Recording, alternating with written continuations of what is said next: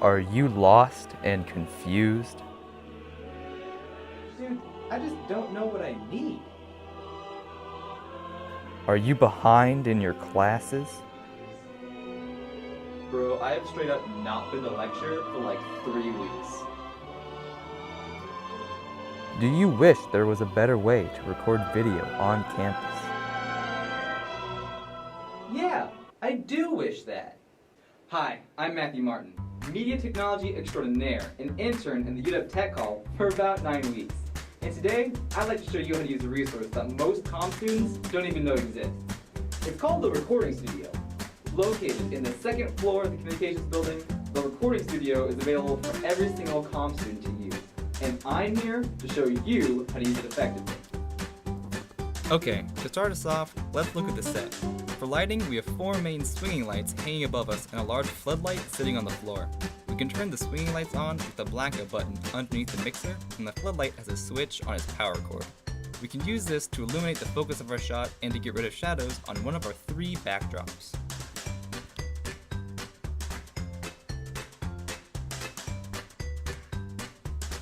To raise and lower them, use the chain attached to the right side. Don't pull too hard or be too aggressive, because the chain can come unhooked very easily. Don't even worry, dude. I got this. They ask you how you are, you just have to say that you're fine when you're not really fine, but you just can't get into it because they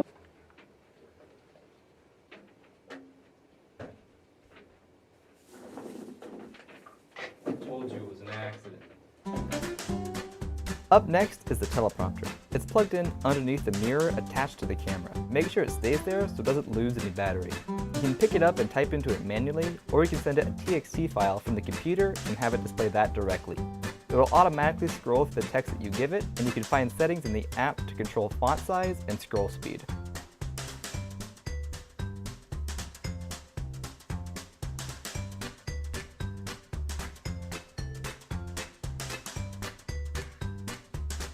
The cameras are all attached to a large pole in the center of the room. There's a horizontal stand that can be moved left and right by turning the big crank. It can be raised and lowered by loosening a knob and moving the whole shebang up and down. It's got 2 flexing arms on it that can be moved by just loosening a single knob. One of those arms has camera 1 already attached.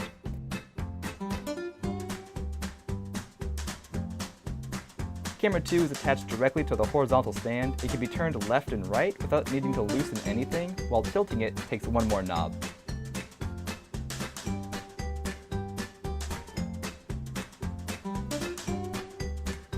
The entire pole can be moved by disengaging the foot brake attached to the base of the pole.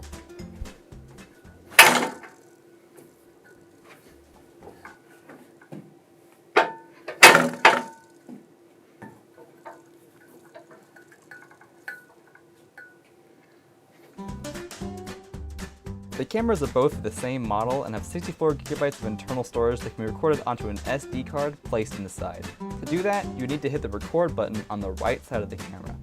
This record function is separate from the recording software that utilizes our mixer and the computer, and both can be useful depending on what you need or how you want to move your files. Camera 2 is the only one recording audio, with a shotgun mic on top, with the other mic in the room not being linked to a specific camera. Alright, so this is one of the most complicated pieces of equipment we have. It's the mixer, alright? So, to start off, we have all the different camera transitions. We have camera 1, camera 2, and these cameras would have inputs, but they don't have any cameras on them. Still is just a blank thing. So we have that. We have different organizations of the inputs. This is the direct inputs. This is all the inputs at once. And this is what's going out. This is the final cut. In terms of audio, we have 8 channels, but almost all of them aren't used, only a few are used. We have the main, which is all the sound together. We have this, which is the shotgun mic on top of camera 2. That's linked to 7.8. And then the only other mic we have is the studio mic linked to the computer over there. For this one, to set it up, take a look here. We need it set to video in order for it to work, and then we can adjust it with this knob and there. And then for the studio mic, we just need to have this 48 volt phantom power on in order for it to work. From there, it's all about mixing and listening to the final set of audio in the computer with this knob. Listen to it through the headphones hooked to the computer, or else it's going to sound odd or weird if you just mix it on this thing itself. A lot of these settings are also in the menu, but most of it's unnecessary. You can do everything you need to do to get good video out with just what you see on the board, the physical buttons.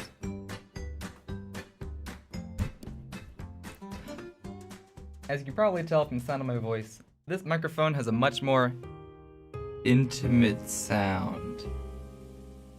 We can use this for podcasts or audio projects, but for us we need to record video. So we're going to be using the VR Capture application, which is the big red button at the bottom. Set your video input to VR50 HD, and that's the name of the mixer that we use. And don't forget your resolution should be a 16:9. Make sure your file is named so you can organize it, and those files are going to be generated and placed along the desktop. Those files can then be moved to a hard drive or exported on a USB drive, or wherever you want to put your files. We hope you enjoyed this short tour, and sincerely hope that you'll come down here and use this resource for yourself.